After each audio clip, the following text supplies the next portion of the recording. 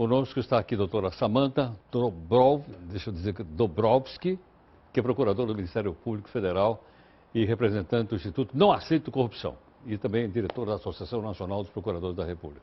Doutora Samantha, como é que eu pronuncio o seu sobrenome? É de origem polonesa ou não? Boa é polonesa? noite. Polonesa. E como é que eu pronuncio? Dobrowski. Dobrowski. Dobrowski, ok. Preciso treinar. Imagina. Doutora Samantha, qual é a importância que tem, então, um acordo de leniência na sociedade, para que ele seja aberto, transparente, etc.? Bem, primeiro é preciso buscar explicar o que é este instituto, né? O acordo de leniência, ele é ao mesmo tempo um meio de investigação para apuração de ilícitos e um meio de defesa, né? Pode-se dizer, grosso modo, que ele é a delação premiada para empresas. Ele é uma delação premiada para a empresa? É a colaboração premiada, a delação, é uma comparação, uma analogia para se tornar mais claro para o leigo, né? Através dele, a empresa infratora, né, porque ele se realiza no âmbito civil, no âmbito administrativo, a empresa não comete crime, não existe responsabilidade penal de empresa, salvo em matéria ambiental, né? Mas comete infrações variadas e os seus sócios, dirigentes ou funcionários, sim, ao cometer infrações variadas no âmbito civil, também podem cometer crimes. Daí a necessidade de um acordo de leniência, que ele vale para a esfera civil e administrativa, para as infrações no âmbito administrativo e no âmbito da probidade administrativa, também tem alguma repercussão penal, porque aí ele se torna mais atrativo para todos os envolvidos em ilícitos, né? Então, o acordo de leniência é uma forma de cooperação que a empresa infratora da qual ela pode se valer negociando com o Estado, com os agentes de investigação do Estado, para buscar um benefício de redução das penas que lhe seriam aplicáveis, multa, publicação vexatória por ter cometido ilícitos na esfera anticorrupção, e outras proibições de contratar, por exemplo, outras restrições às suas atividades, desde que ela coopere efetivamente com as investigações, revele fatos ilícitos desconhecidos por parte das autoridades, indique o caminho da prova, documentos, enfim, não só indique os fatos, mas também como comprová-los, e se disponha também a desenvolver mecanismos de integridade, chamado compliance, ou se ela já possui escritório de compliance internamente.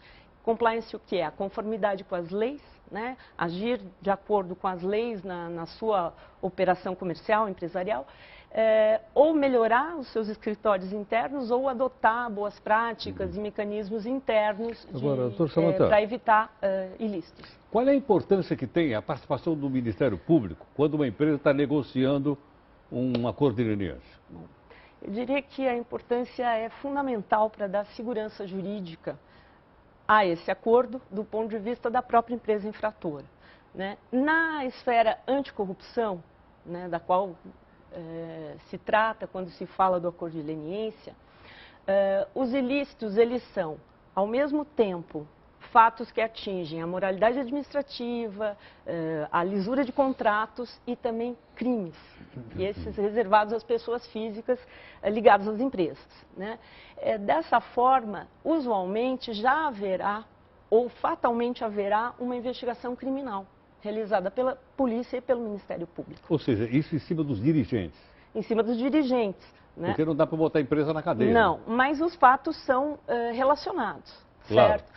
E, além disso, o Ministério Público, por atribuições constitucionais que lhe são especificadas no texto da Constituição, tem o dever de fiscalizar e defender a moralidade administrativa e o patrimônio público. Agora, então, mesmo em sede administrativa, digamos, um acordo entre a empresa e o órgão público lesado, esse acordo pode vir a ser fiscalizado, deve vir a ser fiscalizado pelo Ministério Público no exercício da sua função de fiscalização. Posso entender? Daí, só complementando, desculpe, daí a importância de o Ministério Público ter acesso desde o início a essas tratativas, porque, de um lado, ele tem uma visão mais ampla, porque ele faz também a investigação penal. A sociedade. Do outro, representa a sociedade e é um órgão, uma instituição isenta do ponto de vista de ligações, eventualmente partidárias, ou mesmo por estar atrelado ao poder lesado, ter um interesse no ressarcimento.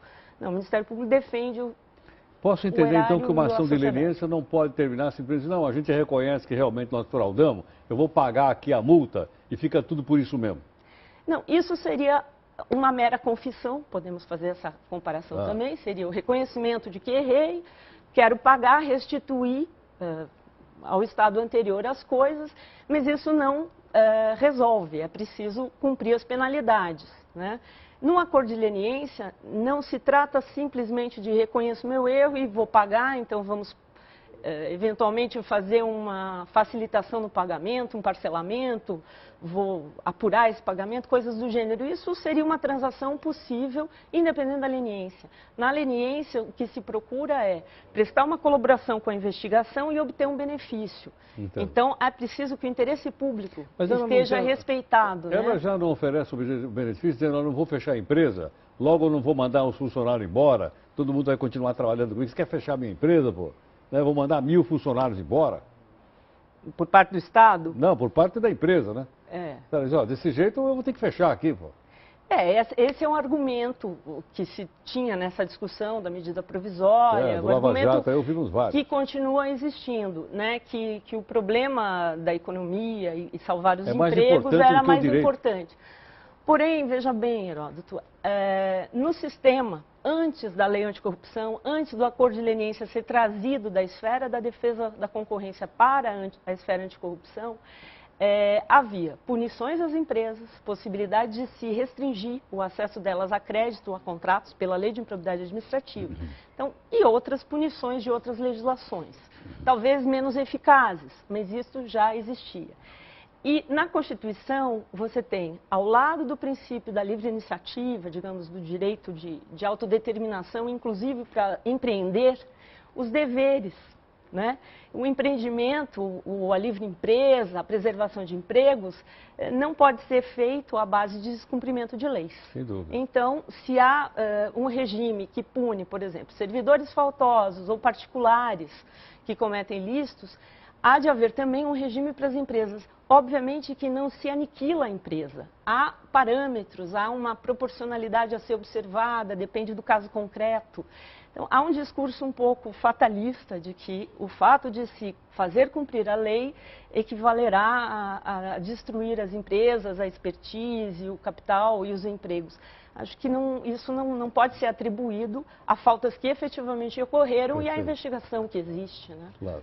Doutora Samantha, fica mais um instantinho aqui conosco, para a gente continuar a nossa conversa aqui no Jornal. Só um instantinho, por favor.